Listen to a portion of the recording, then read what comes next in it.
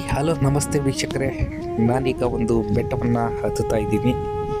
ಈ ಬೆಟ್ಟವನ್ನು ನಾನು ಯಾಕೆ ಹತ್ತುತ್ತಿದ್ದೀನಿ, ಏನಕ್ಕಾಗಿ ಹತ್ತುತ್ತಿದ್ದೀನಿ ಅಂತ ಅದನ್ನು ನಿಮಗೂ ಕೂಡ ನಾನು ತಿಳಿಸ್ಕೊಡ್ತೀನಿ ಸ್ನೇಹಿತರೆ. ಈ ಪ್ರಕೃತಿಯ ಮಡಿಲಲ್ಲಿ ನಾನು ನೋಡ್ಬೋದು ಈ ಬೆಟ್ಟವನ್ನು ಈ ಬಿಸಿಲಿನಲ್ಲಿ ಹತ್ತುತ್ತಾ ಇದ್ದೀನಿ. ಅದು ಅತಿ ಮುಖ್ಯವಾದಂತಹ ಒಬ್ಬರು ನಮಗೆ ಬೇಕಾಗಿರ್ತಕ್ಕಂಥ ಒಬ್ಬರು ಗುರುಗಳನ್ನು ಭೇಟಿಯಾಗೋದಕ್ಕೆ ಹತ್ತುತ್ತಾ ಇದ್ದೀನಿ ಸ್ನೇಹಿತರೆ. ಅವರು ನಮಗೆ ವಿದ್ಯೆಯನ್ನು ದಾನ ಮಾಡಿದಂತಹ, ವಿದ್ಯೆಯನ್ನು ನಮಗೆ ನೀಡಿದಂತಹ ಗುರುಗಳನ್ನು ನಾನು ಭೇಟಿಯಾಗೋದಕ್ಕೆ ಹೋಗ್ತಾ ಇದ್ದೀನಿ ಸ್ನೇಹಿತರೆ. ಅದು ಬಹಳ ದಿನಗಳ ನಂತರ. ಮತ್ತು ಇವರು ಇಲ್ಲಿ ಧ್ಯಾನ ಸಪ್ತಾಹವನ್ನು ಹಮ್ಮಿಕೊಂಡಿದ್ದಾರೆ. ಸೊ ಈ ಧ್ಯಾನ ಸಪ್ತಾಹ ಹೇಗೆ ಮಾಡ್ತಿದ್ದಾರೆ ಅಂತ ಕೂಡ ನಾನು ನೋಡಬೇಕು. ಹಾಗಾಗಿ ಇಲ್ಲಿ ಈ ಬೆಟ್ಟವನ್ನು ಹತ್ತುತ್ತಾ ಇದ್ದೀನಿ. ನೋಡೋಣ ಬನ್ನಿ ಸ್ನೇಹಿತರೆ.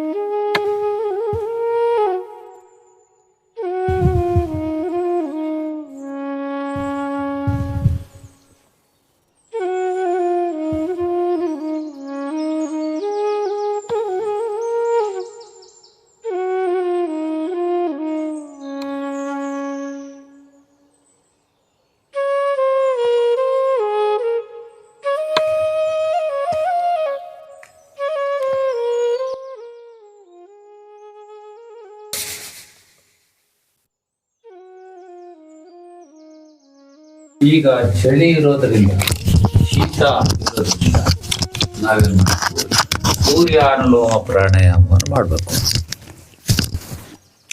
ಇದು ಸೂರ್ಯನಾಡಿ, ಬಲಗಡೆ ಇರ್ತಕ್ಕಂಥದ್ದು ಸೂರ್ಯನಾಡಿ, ಇದು ಚಂದ್ರನಾಡಿ. ಈಗೇನು ಮಾಡಬೇಕು, ಚಂದ್ರನಾಡಿಯನ್ನು ಮುಚ್ಚಿ ಸೂರ್ಯನಾಡಿಯನ್ನು ಜಾಗೃತ ಮಾಡ್ಕೊಂಡಾಗ ಅವಾಗೇನಾಗುತ್ತೆ, ಶಾಖ ಉಂಟಾಗುತ್ತೆ ಶರೀರದಲ್ಲಿ. ಇದು ಚಳಿಗಾಲದಲ್ಲಿ ಮಾಡೋದು. ಈ ಬೇಸಿಗೆ ಕಾಲದಲ್ಲಿ ಏನು ಮಾಡಬೇಕು, ಈ ಚಂದ್ರನಾಡಿಯನ್ನು ಜಾಗೃತ ಮಾಡ್ಕೋಬೇಕು. ಬಲಭಾಗವನ್ನು ಮುಚ್ಚಿ ಎಡಭಾಗದ ಹೊರಳೆಯಲ್ಲಿ ಉಸಿರಾಟ ನಡೆಸಬೇಕು. ಈಗ ಸೂರ್ಯ ಅನುಲೋಮ ಮಾಡಿ.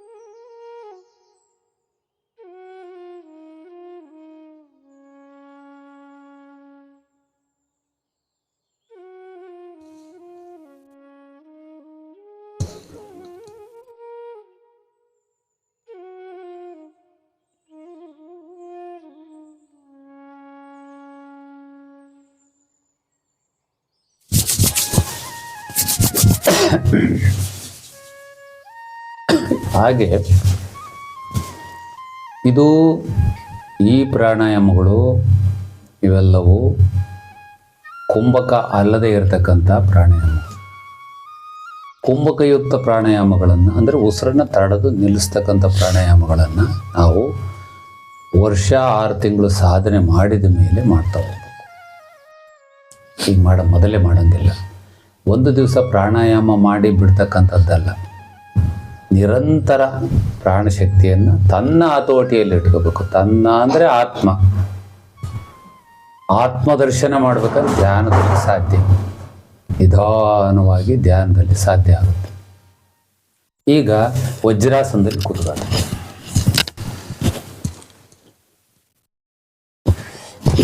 ಮುಸ್ಲಿಮರು ನಮಾಜು ಮಾಡ್ತಕ್ಕಂಥದ್ದು ಇದೇ ಆಸನದಲ್ಲಿ, ವಜ್ರಾಸನದಲ್ಲಿ. ಅದಕ್ಕೆ ಅವರಲ್ಲಿ ಒಗ್ಗಟ್ಟು ಮತ್ತು ಗಟ್ಟಿತನ ಇದೆ. ಏನು ಮಾಡಬೇಕು ಅಂದರೆ ಭಾಸ್ತ್ರಿಕಾ ಪ್ರಾಣಾಯಾಮದಲ್ಲಿ ನಿಧಾನವಾಗಿ ಉಸಿರನ್ನು ಹಿಡಿದು ನಿಲ್ಲಿಸಿ ನಿಧಾನವಾಗಿ ಬಿಡೋದು. ದೀರ್ಘ ಉಸಿರನ್ನು ತಗೊಂಡು ಒಳಗಡೆ ನಿಲ್ಲಿಸಿ ಬಿಡೋದು ನಿಧಾನ. ಇದು ಭಾಸ್ತ್ರಿಕಾ ಪ್ರಾಣಾಯಾಮ. ಭಾವ ನಮ್ಮ ಇಷ್ಟ ದೇವತೆಯನ್ನು ನೋಡ್ತಾ ಇರಬೇಕು. ನಮ್ಮ ಇಷ್ಟ ಯಾವುದಿದೆಯೋ ಆ ದೇವರನ್ನು ನೋಡ್ರಿ, ತಪ್ಪಿಲ್ಲ. ಕ್ರಿಯೆ ರೇಚಕ ಪೂರಕ, ಕಲ್ಮಶಯುಕ್ತವಾದ ಪ್ರಾಣವಾಯುವನ್ನು ನಿಧಾನವಾಗಿ ಬಿಡಬೇಕು. ಶುದ್ಧ ಪ್ರಾಣವಾಯುವನ್ನು ಒಳಗಡೆ ಸ್ಥಾಪಿಸ್ಕೋಬೇಕು. ಮಾಡ್ತಿರಲ್ಲ, ಕಣ್ಮುಚ್ಚಿ ಓಂಕಾರದೊಂದಿಗೆ ಮನಸ್ಸಿನಲ್ಲೇ ಓಂಕಾರ ಹೇಳ್ಕೊಂಡು ನೀವು ಮಾಡಬೇಕು. ಮಾಡಿ ದೀರ್ಘ ಉಸಿರನ್ನು ತಗೊಂಡು ತಡದ ನಿಲ್ಲಿಸಿ ನಿಧಾನವಾಗಿ ಬಿಡ್ರಿ.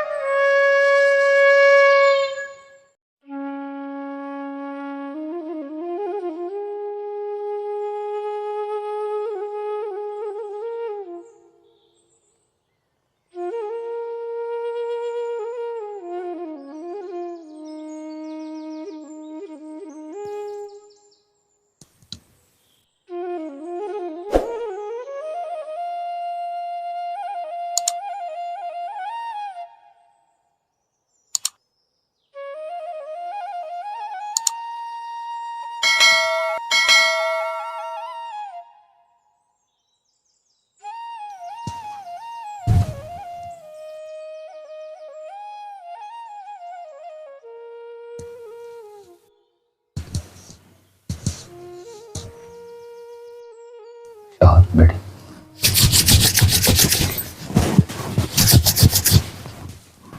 ಇದರಿಂದ ಏನು ಲಾಭ ಆಗುತ್ತೆ ಅಂತ ನೀವು ಕೇಳಿದ್ರೆ, ಸದೃಢ ಆಗುತ್ತೆ. ಆಮೇಲೆ ಆ ಶ್ವಾಸಕೋಶಕ್ಕೆ ನಾವು ಹೊರಗೆ ತಗೊಳ್ತಕ್ಕಂಥ ಗಾಳಿಯಲ್ಲಿ ಇರ್ತಕ್ಕಂಥ ಆಕ್ಸಿಜನ್ನನ್ನು, ಆಮ್ಲಜನಕವನ್ನು ಹೆಚ್ಚು ಹಿಡಿದು ಇಟ್ಕೊಳ್ತಕ್ಕಂಥ ಒಂದು ಶಕ್ತಿ ಬರುತ್ತೆ. ಯಾವುದರಲ್ಲಿ? ಈ ಭಾಸ್ತ್ರಿಕಾ ಪ್ರಾಣಾಯಾಮ ಮಾಡೋದ್ರಿಂದ. ಆಮೇಲೆ ಕಪಾಲಭಾತಿಯಲ್ಲಿ ಉಸಿರನ್ನು ತಗೊಳ್ಳೋದು ಅಷ್ಟು ಬೇಗ ದೀರ್ಘವಾಗಿ ಬೇಗ ಉಸಿರನ್ನು ಬಿಡ್ತಕ್ಕಂಥದ್ದು. ಇಲ್ಲಿ ಈ ಒಪೆ ಒಳಗಡೆ ಹೋಗುತ್ತೆ. ಈಗ ನೋಡ್ರಿ, ಮಾಡ್ರಿ.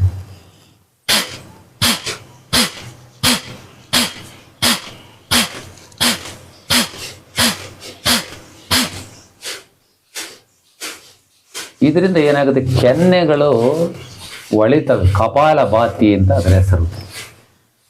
ಅಲ್ಲಿ ಒಳಗಡೆ ಇರ್ತಕ್ಕಂಥ ಈ ಶ್ವಾಸಕೋಶದಲ್ಲಿ ಅದು ಹಿಗ್ಗೋದು ಕುಗ್ಗೋದು ಮಾಡುತ್ತೆ. ಆ ಮಾಡೋದ್ರಿಂದ ಏನಾಗುತ್ತೆ, ಒಪೆ ಮೇಲಕ್ಕೆ ಬರುತ್ತೆ. ಇದರಿಂದ ಏನಾಗುತ್ತೆ, ಶ್ವಾಸಕೋಶ ಮತ್ತು ಒಪೆಯ ಭಾಗ, ಎದೆಯ ಭಾಗ, ಹೃದಯ ಭಾಗಕ್ಕೆ ಭಾಳ ವ್ಯವಸ್ಥಿತವಾದ ವ್ಯಾಯಾಮ ಆಗುತ್ತೆ.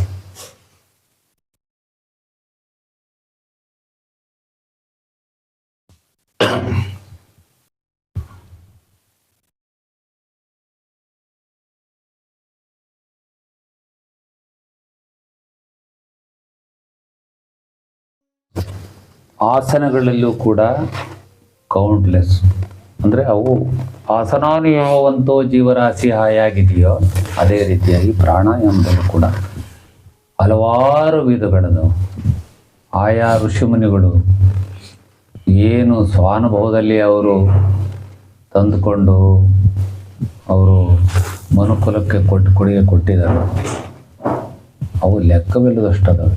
ನಮ್ಮ ಅನುಕೂಲಕ್ಕೆ ತಕ್ಕಂತೆ ನಾವು ಶರೀರ ಅನುಸಾರವಾಗಿ ನಾವು ನಿರ್ವಹಿಸಬೇಕಾಗುತ್ತೆ. ಈಗ ಇನ್ನೊಂದು ಭಾಸ್ತ್ರಿಕಾ ಪ್ರಾಣಾಯಾಮದಲ್ಲಿ ಇನ್ನೊಂದು ವಿಧ ಇದೆ. ಇನ್ನೊಂದು ವಿಧ ಹೇಗೆ ಅಂದರೆ, ನಿಧಾನವಾಗಿ ಕೈಯನ್ನು ಎತ್ತಿ ಈ ರೀತಿ ಬೆರಳು ನೇರ ಇರಬೇಕು, ಮತ್ತೆ ಉಸಿರು ತಗೊಳ್ಳುವಾಗ ಮೇಲಕ್ಕೆ ಹೋಗಬೇಕು.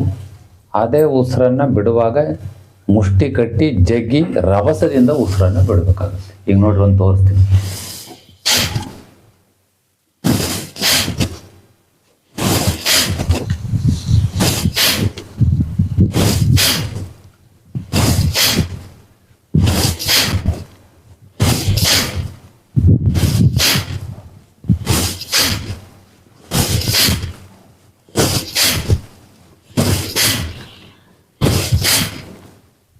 ಹಿಂಗೆ ಮಾಡೋದ್ರಿಂದ ಏನಾಗುತ್ತೆ, ಈ ಭಾಸ್ತ್ರಿಕಾ ಪ್ರಾಣಾಯಾಮದಿಂದ ಎಷ್ಟೋ ವಿಷಕಾರಕ ಶರೀರದೊಳಗಡೆ ಗಾಳಿ ಮುಖಾಂತರವಾಗಿ ಒಳಗಡೆ ಹೋಗಿದ್ದಂಥ ಟಾಕ್ಸಿನ್ಸ್ ಏನಿದಾವೋ ಅವು ಔಟ್ಪುಟ್ಟಾಗಿ ಹೊರಗಡೆ ಬರ್ತಾವೆ.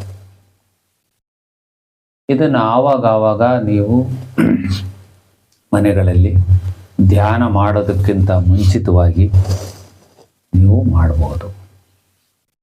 ಈಗ ಅನುಲೋಮ ವಿಲೋಮ, ನಾಡಿ ಶುದ್ಧಿ ಕ್ರಿಯೆ ಮತ್ತು ಭಾಸ್ತ್ರಿಕ, ಕಪಾಲಭಾತಿ ಇಷ್ಟನ್ನು ನಾವು ಮಾಡಿದ್ದಾಯಿತು. ಈಗ ನಾವು ಧ್ಯಾನದಲ್ಲಿ ಕೂತ್ಕೊಳ್ಳೋಣ. ಧ್ಯಾನದಲ್ಲಿ ನಾನು ಹೇಳಿರೋ ಪ್ರಕಾರ ನಿಮಗೆ ನಿಲುವು, ಭಾವ, ಕ್ರಿಯೆ ಯಾವಾಗಲೂ ಇದ್ದೇ ಇರುತ್ತೆ. ಅದರ ಜೊತೆಗೆ ನಮ್ಮ ಸಂವೇದನೆಗಳು ಒಳ್ಳೆವು ಬರ್ತವೆ, ಕೆಟ್ಟವು ಬರ್ತವೆ. 63,000 ಥಾಟ್ಸ್ ಬರ್ತಾವೆ ಒಬ್ಬ ಮನುಷ್ಯನಿಗೆ ಒಂದು ದಿವಸದಲ್ಲಿ. ಆ ಸಂವೇದನೆಗಳನ್ನು ನಾವು ಯಥಾವತ್ತಾಗಿ ಬಿಟ್ಟು ಬಿಡಬೇಕು. ನಾವು ಸಾಕ್ಷಿ ಭಾವದಲ್ಲಿರಬೇಕು. ಅಂದರೆ ಯಾವುದೇ ಒಂದು ವ್ಯವಹಾರದಲ್ಲಿ ಕೊಡೋನು ಬೇರೆ ಇರ್ತಾನೆ, ತಗೊಳೋನು ಬೇರೆ ಇರ್ತಾನೆ. ಅವರಿಬ್ಬರಿಗೂ ಸಂಬಂಧ ಇರುತ್ತೇವನ ಸಾಕ್ಷಿದಾರನಿಗೆ ಹೇಳೋದಷ್ಟೇ, ಅವನಿಗೆ ಯಾವ ಸಂಬಂಧನೂ ಇರಲ್ಲ. ಸಂವೇದನೆಗಳನ್ನು ಯಥಾವತ್ತಾಗಿ ರವಾನಿಸು, ಸಾಕ್ಷಿ ಭಾವದಲ್ಲಿ ಜಗತ್ತನ್ನು ನೋಡು, ಪ್ರಜ್ಞೆ ಜಾಗೃತಿ ಇರಲಿ, ಅನಿತ್ಯ ಬೋಧೆ ದೃಢವಾಗಿರಲಿ. ಅನಿತ್ಯ ಯಾವುದು ಶಾಶ್ವತ ಅಲ್ಲ. ಈ ರೀತಿಯಾಗಿ ನೀವು ಮಾಡಿರ್ತಕ್ಕಂಥ ತಪ್ಪಾಗಿರ್ಬೋದು, ಪಾಪಕಾರಿಗಳಾಗಿರ್ಬೋದು, ಅವನ್ನು ಭಗವಂತನ ಚರಣಕ್ಕೆ ಅರ್ಪಿಸಿ ಒಳ್ಳೆ ವಿಚಾರಗಳನ್ನು, ಸದ್ವಿಚಾರಗಳನ್ನು, ಇನ್ನು ಮುಂದೆ ಸರಿದಾರಿಯಲ್ಲಿ ನಡ್ಕೊಳ್ತಕ್ಕಂಥದ್ದು, ಭಗವಂತನ ಸಾನ್ನಿಧ್ಯವನ್ನು ತಲುಪ್ತಕ್ಕಂಥ ಸತ್ತು, ಚಿತ್ತು, ಆನಂದ, ನಿಜ ಪರಿಪೂರ್ಣ ಸ್ಥಿತಿಯನ್ನು ನೀವು ಅನುಭವಿಸ್ಬೇಕಾಗ್ತದೆ. ಈಗ ಧ್ಯಾನ, ಯೋಗ ಮುದ್ರೆ. ನೀವು ಸ್ವಸ್ತಿಕಾಸನದಲ್ಲಿ ಕೂತ್ಕೋಬೋದು, ಸುಖಾಸನದಲ್ಲಿ ಕೂತ್ಕೋಬೋದು, ವಜ್ರಾಸನದಲ್ಲಿ ಕೂತ್ಕೋಬೋದು, ಭದ್ರಾಸನದಲ್ಲಿ ಕೂತ್ಕೋಬೋದು. ಎಲ್ಲ ಆಸನಗಳನ್ನು ನಿಮಗೆ ತೋರಿಸಾಗಿದೆ.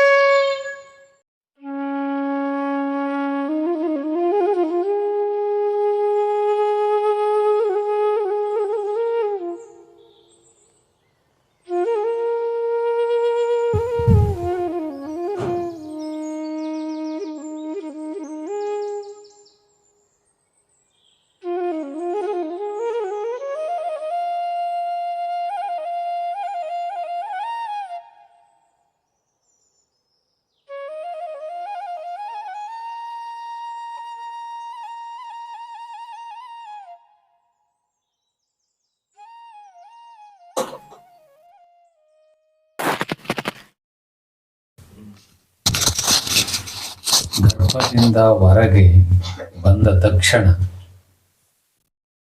ಯಾವುದು ಭಗವಂತನ ಮಂತ್ರ, ದಿವ್ಯ ಮಂತ್ರ ಇದೆಯೋ, ಸೋಹಂ. ಸೋಹಂ ಅಂದ್ರೆ ನಾನೇ ಇದ್ದೇನೆ.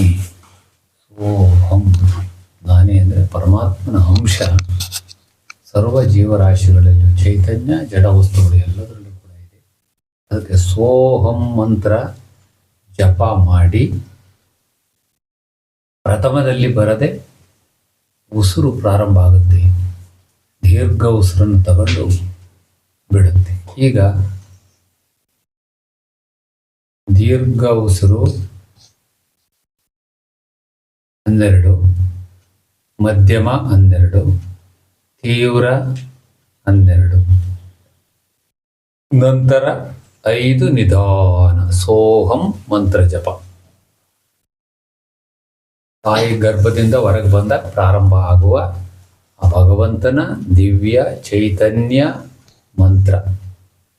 ಅದು ಆದ ಮೇಲೆ ತಾವು ಹಾಗೆ ನಿಧಾನವಾಗಿ ಹಿಂದೆ ಮಲಗಿದಾಗ ಆ ಎಲೆಕ್ಟ್ರೋಮ್ಯಾಗ್ನೆಟಿಕ್ ಪವರ್ ಭಗವಂತನ ದಿವ್ಯ ಚೈತನ್ಯ ಬ್ರಹ್ಮರಂಧ್ರದ ಮುಖಾಂತರವಾಗಿ ಶರೀರದಲ್ಲಿರುವ ಎಲ್ಲ ಜೀವಕೋಶಗಳಿಗೂ ಕೂಡ ಅದು ಶಕ್ತಿ ಚಾರ್ಜ್ ಆಗುತ್ತೆ.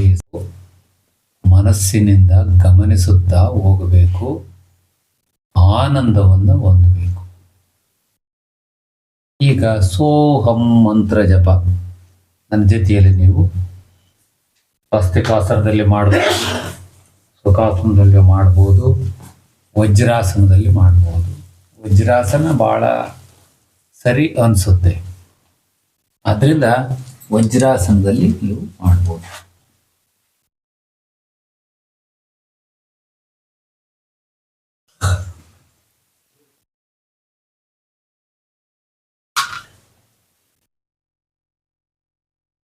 ನಾನು ಹೇಳ್ತೀನಿ, ಆ ಹೇಳ್ದಂಗೆ ಮಾಡು.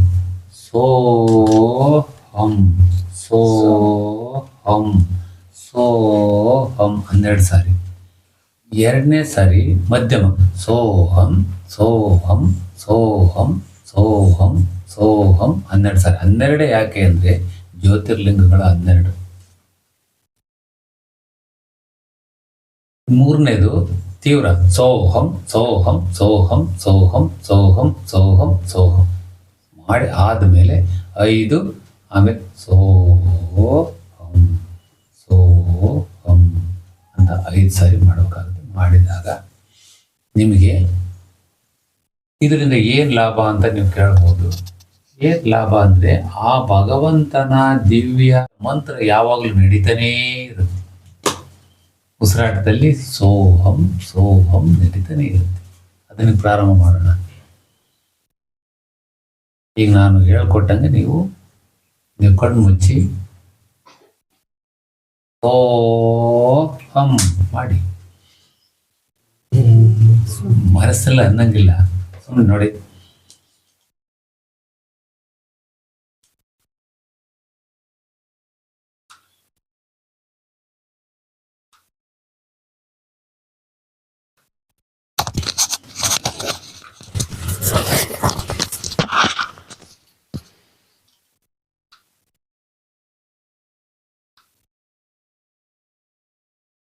ಸೋಹಂ ಸೋಹಂ ಸೋಹಂ ಸೋಹಂ ಸೋಹಂ ಸೋಹಂ ಸೋಹಂ ಸೋಹಂ ಸೋಹಂ ಸೋಹಂ. ವಿಶ್ರಾಂತಿ.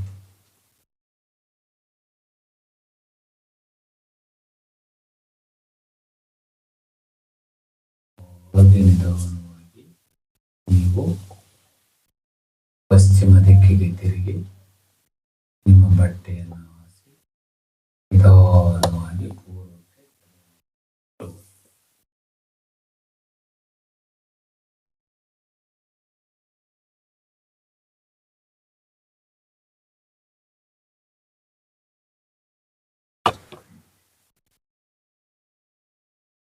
ಪೂರ್ಣ ಶರೀರವನ್ನು ದೇಹ ನೀವಲ್ಲ, ಮನಸ್ಸು ನೀವಲ್ಲ, ಇಂದ್ರಿಯಗಳು ನೀವಲ್ಲ.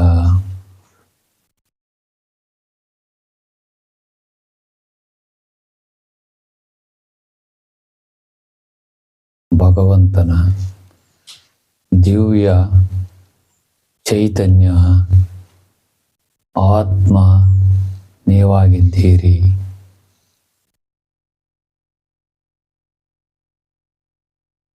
ಸೃಷ್ಟಿಯ ಮೂಲ ಚೈತನ್ಯ ಪರಮಾತ್ಮ.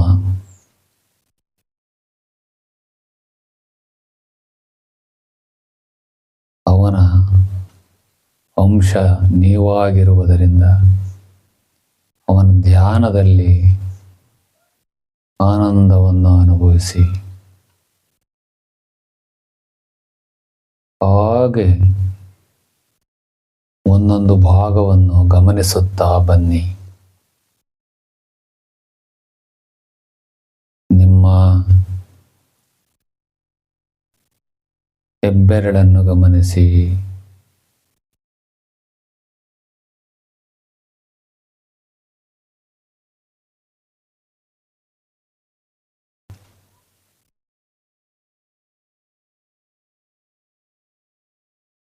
ನಾಲ್ಕು ಬೆರಳುಗಳನ್ನು ಗಮನಿಸಿ,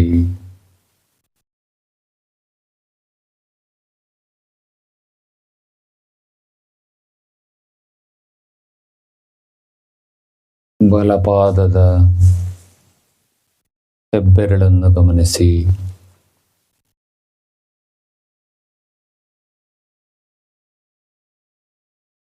ಬಲಪಾದದ ನಾಲ್ಕು ಬೆರಳನ್ನು ಗಮನಿಸಿ,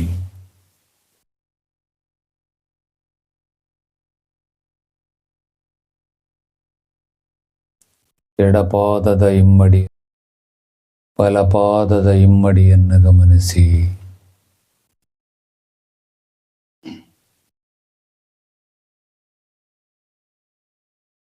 ಪೂರ್ಣ ಎಡಪಾದವನ್ನು ಗಮನಿಸಿ.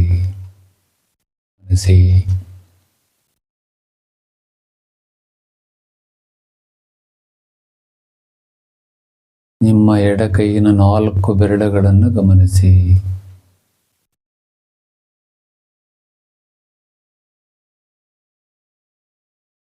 ನಿಮ್ಮ ಎಡಗೈಯಿನ ಹಸ್ತವನ್ನು ಪೂರ ಗಮನಿಸಿ.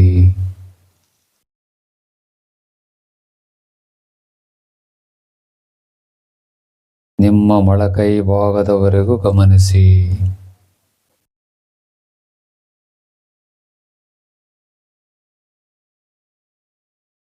ಭಾಗದವರೆಗೂ ಗಮನಿಸಿ.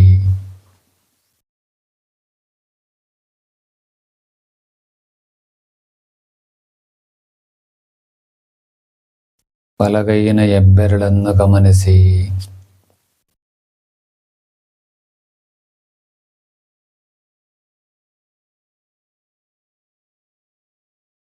ಬಲಗೈಯಿನ ನಾಲ್ಕು ಬೆರಳುಗಳನ್ನು ಗಮನಿಸಿ.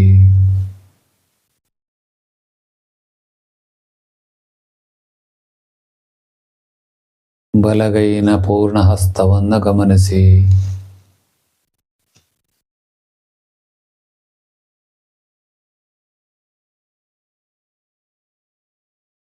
ಬಲಗೈ ಹಸ್ತದಿಂದ ಮೊಳಕೈವರೆಗೂ ಗಮನಿಸಿ.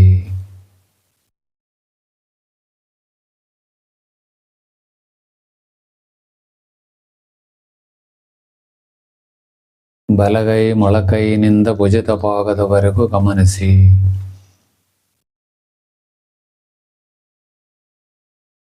ಅನುಭವಿಸುತ್ತಿದ್ದೇವೆ.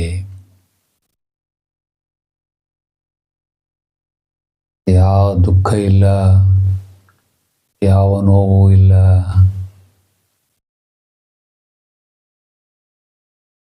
ಪರಮಾತ್ಮನ ಸನ್ನಿಧಿಯಲ್ಲಿ ಆನಂದವಾಗಿದ್ದೇವೆ. ಮೂಲ ತಂದೆಯಾಗಿರುವ ಭಗವಂತನು ಸಕಲ ಸೌಭಾಗ್ಯವನ್ನು ನಮಗೆ ಕರುಣಿಸುತ್ತಿದ್ದಾನೆ. ಅವನ ಸಾನ್ನಿಧ್ಯದಲ್ಲಿ ಆನಂದವನ್ನು ಅನುಭವಿಸುತ್ತಿದ್ದೇವೆ.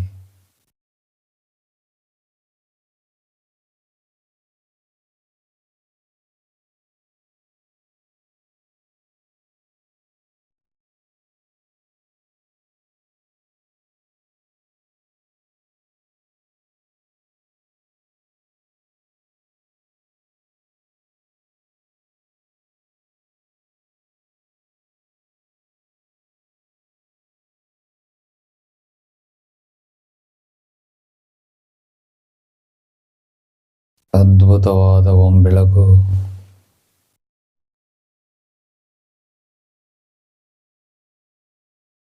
ಅವನ ಶಕ್ತಿಯನ್ನು ನಮಗೆ ಧಾರೆ ಎರೆಯುತ್ತಿದ್ದಾರೆ.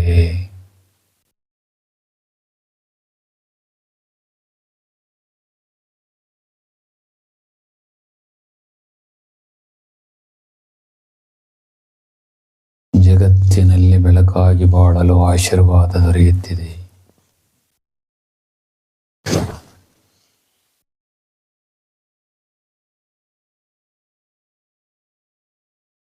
ಸಕಲ ಸಂಕಷ್ಟಗಳನ್ನು ನಿವಾರಣೆ ಮಾಡುವ ಶಕ್ತಿಯನ್ನು ಭಗವಂತ ದಯಪಾಲಿಸಿದ್ದಾರೆ.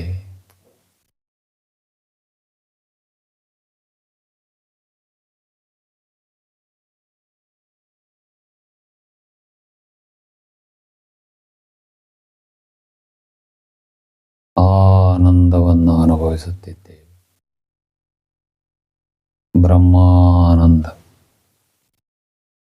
ಬ್ರಹ್ಮಾನಂದ ಬ್ರಹ್ಮಾನಂದಂ ಪರಮಸುಖದಂ ಕೇವಲಂ ಜ್ಞಾನಮೂರ್ತಿಂ ದ್ವಂದ್ವಾತೀತಂ ಗಗನ ಸದೃಶಂ ತತ್ವಮಸ್ಯಾದಿಲಕ್ಷ್ಯಂ ಏಕಂ ನಿತ್ಯಂ ವಿಮಲಂ ಅಚಲಂ ಸರ್ವದೀ ಸಾಕ್ಷಿಭೂತಾಂ ಭಾವಾತೀತಂ ತ್ರಿಗುಣರಹಿತಂ ಚೈತನ್ಯಂ ಶಾಶ್ವತಂ ಶಾಂತಂ ವ್ಯೋಮಾತೀತ ನಿರಂಜನಂ ಸದ್ಗುರು ಸದ್ಗುರು ಸದ್ಗುರು ತನ್ನಮಾಮಿ ಎಂದು ನಮಸ್ಕರಿಸುತ್ತಿದ್ದೇವೆ.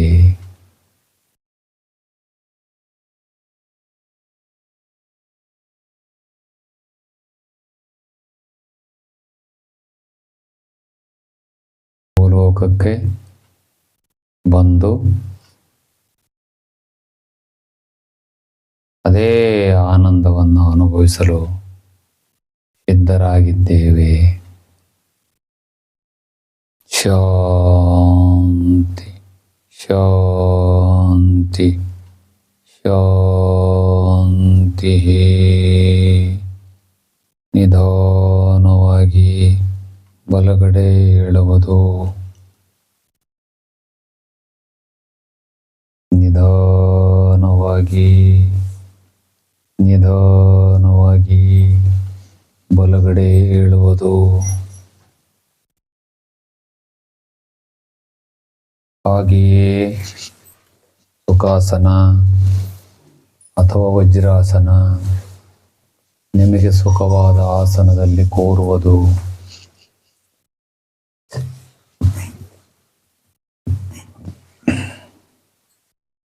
ಭಗವಂತನ ಸಾನ್ನಿಧ್ಯದಿಂದ ಬಂದ ನಾವುಗಳು ಭಗವಂತನಿಗೆ ಓಂಕಾರ ನಮನವನ್ನು ಸಲ್ಲಿಸುವುದು. ಭ್ರಮರೋಂಕಾರ ಷಣ್ಮುಖಿ ಮುದ್ರೆ.